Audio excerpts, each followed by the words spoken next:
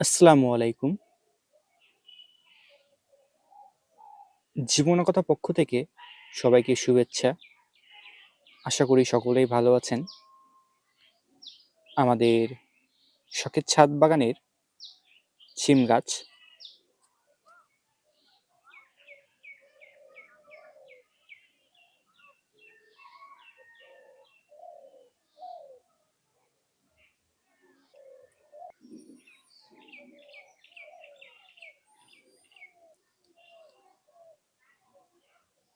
দেখতে পাচ্ছেন আমাদের শখের ছাদ বাগানের এই শিম গাছগুলোতে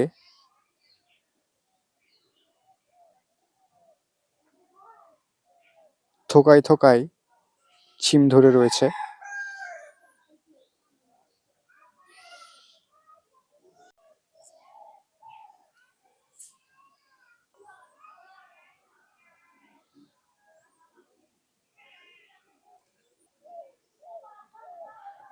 আমাদের শখের ছাদ বাগানে এখানে ৩টি টবে আমরা কয়েকটি শিমের গাছ লাগিয়েছি।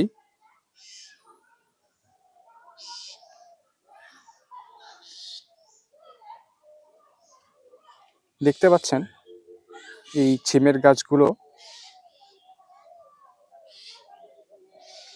বড় হয়ে প্রায় মাচা পর্যন্ত চলে এসেছে।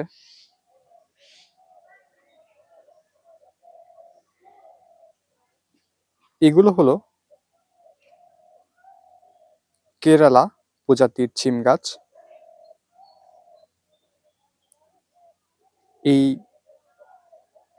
কেরালা শিম গাছগুলো খুব ছোট অবস্থাতেই শিম ধরতে শুরু করে। বর্তমানে দেখতে পাচ্ছেন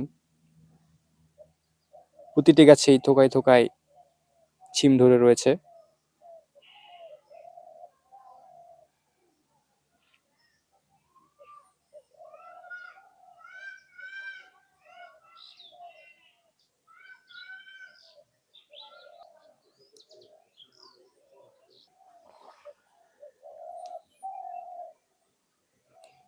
সাধারণ শিম গাছগুলো অনেক বেশি ছড়ায়। গাছগুলো পর্যাপ্ত ছড়িয়ে গেলে তারপর গাছে ফুল আসতে শুরু করে এবং তারপর গাছে শিম ধরে। এগুলো আমাদের শখের বাগানের শিম গাছ, যা আমাদের শখের বাগানের মাচার উপর ছড়িয়ে রয়েছে। দেখতে পাচ্ছেন পুরো মাচায় এই শিম গাছটি ছড়িয়ে গিয়েছে। গাছে ইতিমধ্যেই ফুল ধরতে শুরু করেছে এবং শিমের জালি এসেছে কিছু।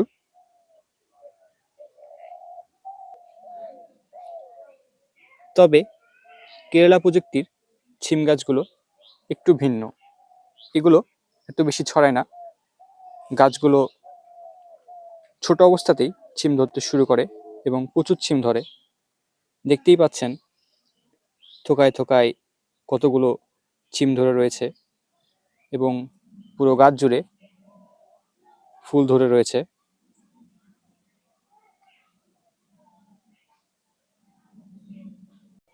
আমাদের পূর্বের ভিডিওগুলোতেও আমরা আমাদের ছাদ বাগানের এই শিম গাছগুলো দেখিয়েছিলাম। তখন শিমগুলো জালি অবস্থায় ছিল। এখন বর্তমানে শিমগুলো প্রায় খাওয়ার উপযোগী পর্যায়ে চলে এসেছে।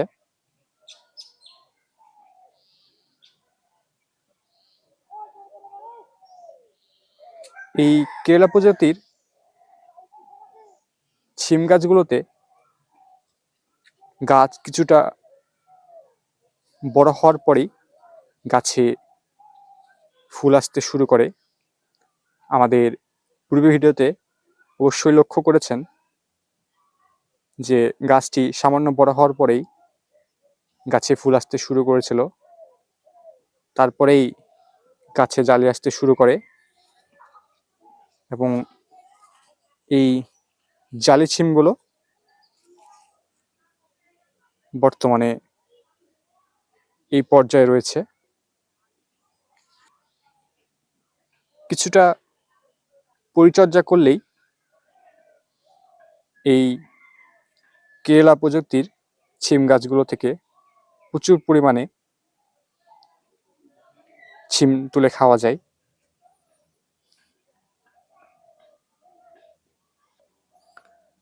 আমাদের শখের ছাদ বাগানে এই 3টি টবে এই কেরালা প্রজাতির শিম গাছগুলো রয়েছে। আমরা এই 3টি টবেই পর্যাপ্ত পরিমাণে খাদ্য সরবরাহ করেছি, যার কারণে গাছে বর্তমানে এতগুলো ফুল ও শিম দেখতে পাচ্ছেন।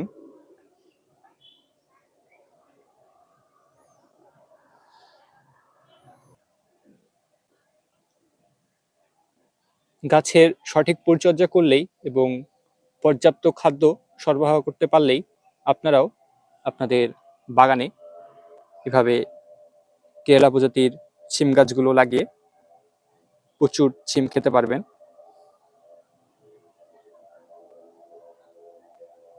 আমাদের আজকের ভিডিওটি এই পর্যন্তই। ভিডিওটি সম্পূর্ণ দেখার জন্য অসংখ্য ধন্যবাদ। আসসালামু আলাইকুম।